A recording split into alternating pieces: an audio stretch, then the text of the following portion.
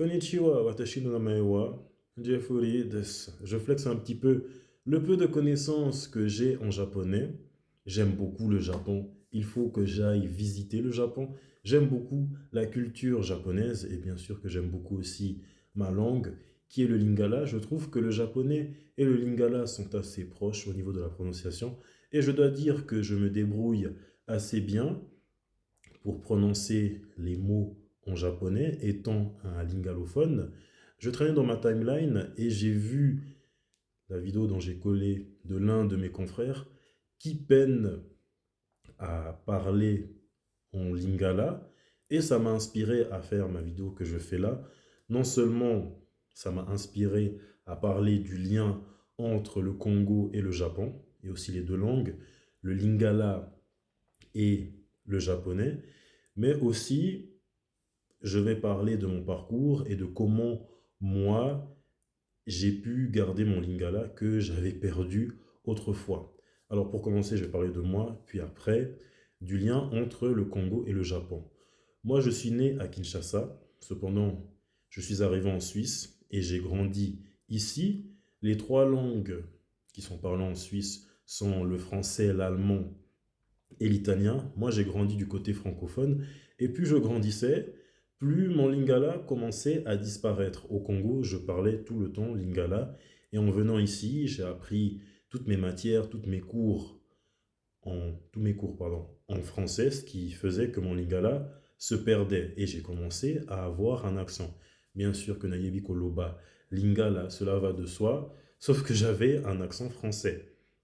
Et on sait que les lingalophones, quand ils voient leurs confrères essayer de parler lingala avec un accent, ils vont dire lingala yakote ngama. Ça veut dire lingala de travers. Donc je n'osais pas vraiment parler le lingala à la maison, je le parlais en dehors, par peur des jugements.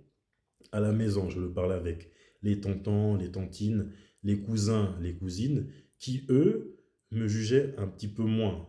Et je regardais également des théâtres, je trouve que ça aide beaucoup.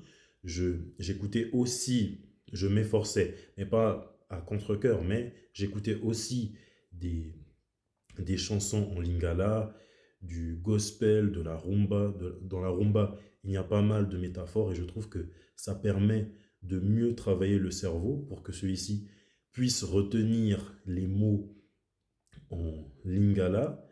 Et pour les plus peureux, ce que je peux conseiller et ce que moi je faisais, c'est de parler avec nos propres semblables qui, eux, viennent d'ailleurs. Par là, je veux dire, par exemple, des Congolais anglophones, des Congolais germanophones, et la plupart d'entre eux, ils parlent exceptionnellement bien le lingala, peut-être moins bien le français, ou le français moyennement, mais ils parlent très bien le lingala. Ça veut dire des Congolais de Londres ou des Congolais d'Allemagne, d'essayer de discuter avec eux pour essayer d'apprendre la langue parce que eux-mêmes ne jugeront pas. Eux-mêmes, ils viennent de Londres, d'Allemagne, donc leur accent de Londres ou d'Allemagne est assez dominant, ce qui fait que ils ne vont peut-être pas, ils ne nous jugeront moins que nos propres semblables qui sont purs congolais, ça veut dire ceux qui viennent vraiment du pays et qui ont le lingala qui domine plus sur le français. Parce que ce qui est important quand on veut apprendre une langue, c'est quand même essayer de parler à un interlocuteur. Ça veut dire, par exemple, pour moi, j'ai appris l'anglais à l'école et j'ai appris plus de connaissances par moi-même. Mais pour maîtriser la langue, il faut que je parle avec des interlocuteurs en anglais. Et on sait les francophones, quand une personne francophone essaye de parler en anglais, on va se moquer de cette personne, tu fais trop le ricain, tu fais trop la ricaine, arrête avec ton accent français, ils vont rigoler.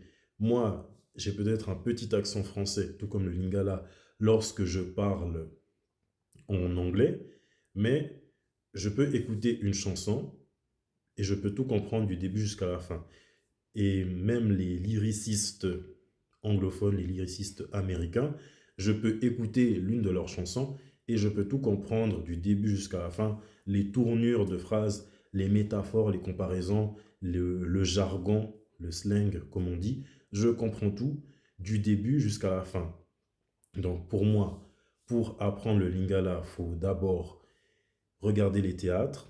Il faut aussi essayer de parler la langue avec une autre personne qui vient d'en dehors, soit en dehors de la maison, cousin, cousine, tonton, tantine, qui jugeront moins, ou avec des Congolais, nos propres semblables, qui viennent d'un autre pays, ou écouter attentivement les chansons congolaises.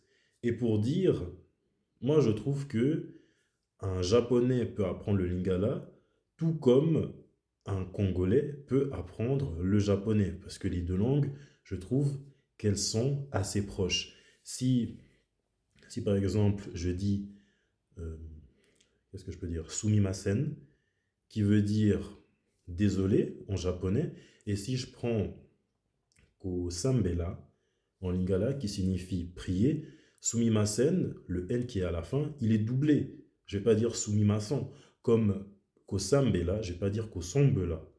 Le M, il est doublé. Donc, les deux langues au niveau de la prononciation, elles se ressemblent.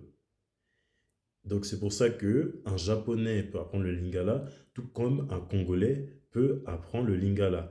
Et là, je vais parler du lien entre le Congo et le Japon. Les Japonais, ils étaient matrixés par les Congolais. Ils étaient vraiment matrixés par les Congolais parce que la plupart de nos plus grands artistes, ils faisaient des tournées au Japon.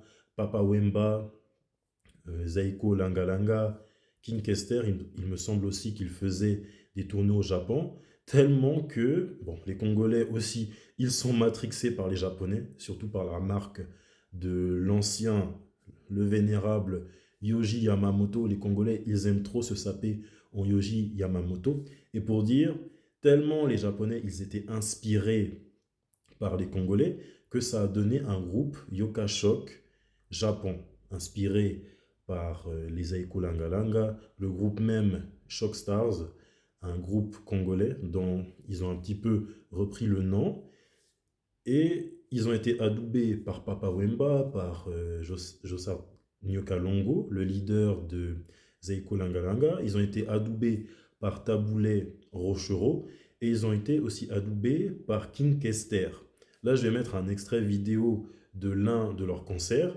Vous fermez les yeux, on aurait dit des Congolais qui chantent. En plus, l'un de leurs batteurs, Daisuke, il parle très bien le lingala et lui-même, il le dit que le lingala et le japonais sont très proches.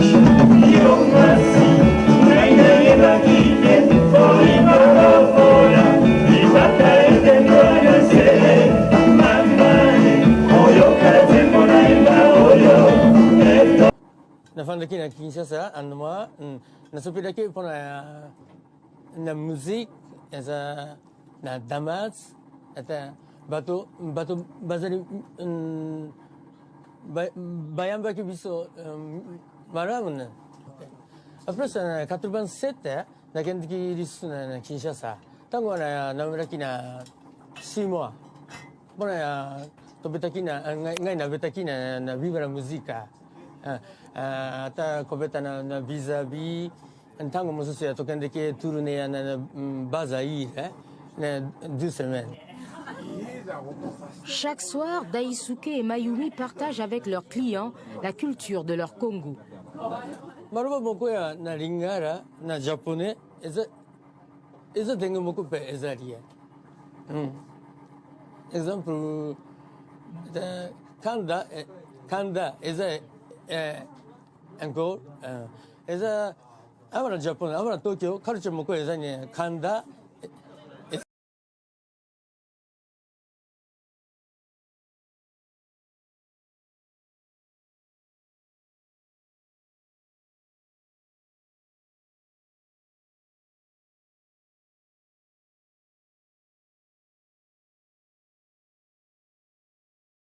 Notre légende Papa Wemba était le premier Congolais qui avait défilé pour Yoji Yamamoto à la Fashion Week en 2002. Et le deuxième Congolais qui a défilé pour Yoji Yamamoto cette année en 2026, c'est Jola Green. Pour tous mes semblables, pour tous mes Congolais ou autres, pour tous mes Congolais, pour tous mes Maliens, pour tous mes Sénégalais, pour tous mes Guinéens.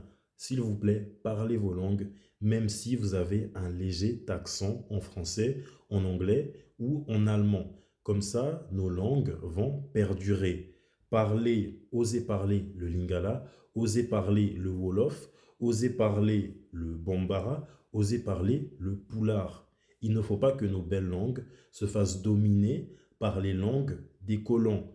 Là, je parle du français, du portugais, de l'espagnol, de l'anglais. Ce sont aussi des belles langues, mais nos langues, ce sont l'héritage que nous pourrons transmettre à nos enfants. Ce n'est pas une honte, ce n'est pas une honte de ne pas savoir la langue de son pays, mais je trouve que c'est une bonne chose si on peut transmettre ça à nos futurs enfants, sauf que il ne faut pas avoir honte d'essayer de parler nos langues. Et je termine par dire que oui, le Lingala, c'est assez facile à apprendre pour un Congolais ou pour un tout autre Africain. Je dirais en un mois, si une personne qui ne parle pas le Lingala veut apprendre le Lingala, elle traîne avec quelques Congolais et elle aura déjà quelques bases. Ce n'est pas pour rien que dans les églises, je vois souvent d'autres Africains qui savent parler le Lingala, mais ça ne veut pas dire que, juste parce que j'ai dit que le Lingala, c'est assez facile à apprendre, ça ne veut pas dire que le Lingala, c'est évident. Il ne faut pas prendre des libertés, car on sait que souvent dans le Lingala, il y a des suffixes et des préfixes. On peut construire des verbes, des mots à partir de ces suffixes en prenant même des mots en français. Si je veux dire il fallait, falaki, oui, ça existe. Ça existe bel et bien falaki. Et si je veux dire, parce que j'avais vu un Congolais dire une bêtise une fois, pour dire conduire, il avait dit na conduisaki. Mais il faut arrêter ça. Même les autres Africains, ils pensent qu'il s'agit juste d'un suffixe, non, d'un préfixe pour construire un mot. Mais pour dire je conduis, on ne dit pas na conduisaki, on dit na kumbaki. Et ça, il faut faire attention. Pour ceux qui veulent apprendre le lingala, oui, c'est facile, mais il ne faut pas se dire que c'est très évident. Il y a quand même des règles à respecter. Donc, bonne chance à tous mes Congolais qui veulent apprendre le lingala.